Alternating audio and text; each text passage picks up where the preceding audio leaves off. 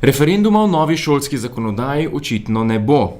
Potem, ko je stari zakon padel, kot je napovedal predsednik vlade v glasovanju o zaupnici, je vlada v proceduro vložila novega. Ta ne vsebuje najbolj spornih členov, vendar z njim vsi še vedno niso zadovoljni. Komentar: glavni tajnik sindikata vzgoje in izobraževanja Branimir Štrukelj.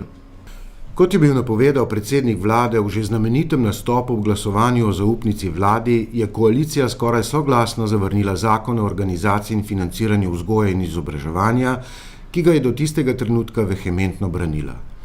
Razumno je bilo pričakovati, da bo vlada popravila napako, spremenila svoje ravnanje in se končno usedla za skupno mizo s stroko in socialnimi partnerji.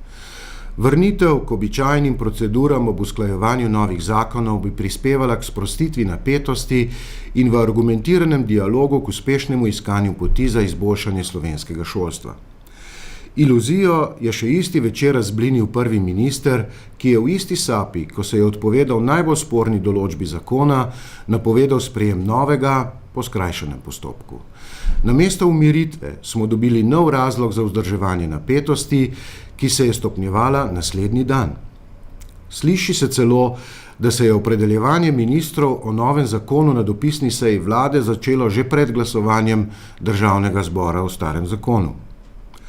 Kot da želi vlada sporočiti: res je, da smo zaradi gotovega poraza na referendumu prisiljeni umakniti 100% financiranje zasebnih šol, vendar se zaradi tega ne bomo spremenili. Dokazati želimo, da se z nasprotniki, stroko, sindikati, starši, ravnatelji in dijaško organizacijo tudi v tej zahtevni situaciji nočemo pogovarjati. Od kje vladi neustavljiva potreba, da iz drugače mislečih partnerjev in sogovornikov dela nasprotnike, ki si to sami niti ne želijo biti, pa je vprašanje, ki ga bi bilo ob priložnosti koristno zastaviti našemu najslavnejšemu psihoanalitiku.